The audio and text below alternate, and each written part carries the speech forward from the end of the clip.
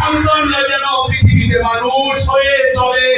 এই জন্য আল্লাহ তাআলা কোরআনুল কারীমের 31 নম্বর সূরা সূরাতুল লুকমান, সূরাতুল লুকমানের 17 নম্বর আয়াত আমি তেলাওয়াত করেছি। আল্লাহ তাআলা বলেন, ইয়া বুনাইয়া আকিমিস সালাত ওয়া আমুর বিল মা'রুফ ওয়া নাহা আনিল মুনকার ওয়াসবির আলা মা আসাবাকা ইন্না যালিকা মিন আজমিল উমুর। এই কথাগুলো আমি শেষ করব।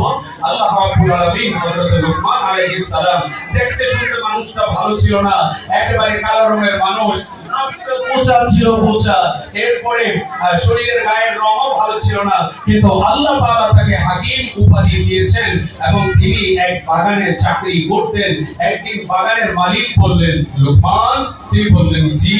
বললেন যে আমার জন্য একটা বকরির উত্তম জিনিস আমার কাছে নিয়ে আসো।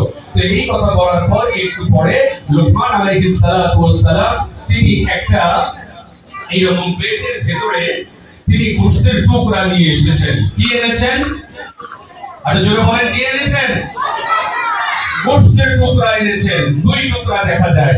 জিজ্ঞাসা করলেন এটা কি? হযরত লুকমান আলাইহিস সালাতু ওয়াস সালাম বললেন যে এখানে 2টা টুকরার ভিতরে একটা হলো জিব, এই জিহ্বা, বকরির জিহ্বা, আর আরেকটা হলো বকরির কলিজা।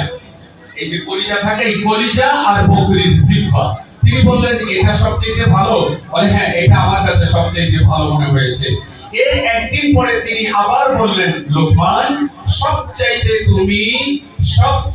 তুমি বকরির মন্দ জায়গার গোশতটা তুমি নিয়ে আসো। এই কথা বলার পর লুকমান আলাইহিস সালাতু ওয়াস সালাম তিনি আবার ওই জিহ্বা এনেছেন আর কলিজার টুকরা এনেছেন। এখন তার মালিক বলছেন, গতকালকেও বললাম ভালোটা আনতে, জিহ্বা আর কলিজা এনেছো, আজকে বললাম মন্দটা আনো, আজকেও তুমি জিহ্বা আর কলিজা এনেছো, তার কারণটা কি? তখন তিনি বললেন যে একজন মানুষের যদি জিহ্ব আর কলিজা এটা যদি ভালো হয় তাহলে তার সবকিছু ভালো। একটা মানুষের জিহ্ব আর কলিজা যদি খারাপ হয় তাহলে এই মানুষের সবকিছু মন্দ। এই কথাটাই তিনি কোরআনের ভাষায় আল্লাহ তাআলা এভাবে বলিয়েছেন যে হযরত লুকমান তার সন্তানকে উপদেশ দিতে গিয়ে এইভাবে উনি বলেছেন। আজকে মা আপনাদেরকে ধন্যবাদ জানাই, বোন আপনাদেরকে ধন্যবাদ জানাই, আমার আপনাদেরকে ধন্যবাদ জানাই, আমার মেয়েদেরকে ধন্যবাদ জানাই যে আপনি আপনার সন্তানকে, ছেলেকে, মেয়েকে দ্বীন শিক্ষা দেওয়ার জন্য, পর্দা শিক্ষা দেওয়ার জন্য, আচার ব্যবহার শিক্ষা দেওয়ার জন্য, আল্লাহকে চিনাবার জন্য, নবীকে চিনাবার জন্য, ইসলামকে বোঝাবার জন্য, দুনিয়াকে চিনাবার জন্য, সত্য মিথ্যাকে এটা পার্থক্য কোনটা এটা বোঝাবার জন্য আপনি এই জামিয়া কাসিমিয়া, এই আল কাসিমিয়া মডেল মাদ্রাসায় আপনি এখানে দিয়েছেন। আজকে আপনি দেখলেন যে আমি কোরআনের বিভিন্ন জায়গা থেকে বললাম আর বাচ্চারা একটাও আটকায় নাই, অটোমেটিক তারা বলতেছে। সুতরাং আপনি যদি এই অবস্থায় থেকেও আপনি আপনার সন্তানকে যদি দ্বীন শিক্ষা না দেন তাহলে কিন্তু এই সন্তান আপনার জন্য মৃত্যুর পরে আপনার জন্য সে আল্লাহর কাছে ভালো দোয়া করতে পারবে না, কারণ আপনি তো তাকে শিক্ষা দেন নাই। এই জন্য আপনাকে শিক্ষা দিতে হবে।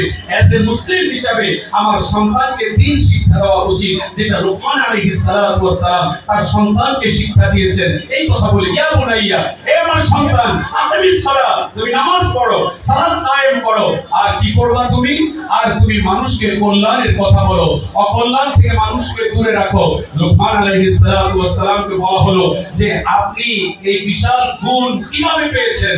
তখন তিনি বললেন, আমি মিথ্যা কথা বলি না, সত্য কথা ছাড়ি না, সত্য কথা বলি, আমি নীরব থাকি, আমি কিবত শাকায়াত করি না, আমি বাজে কোনো কথা বলি না।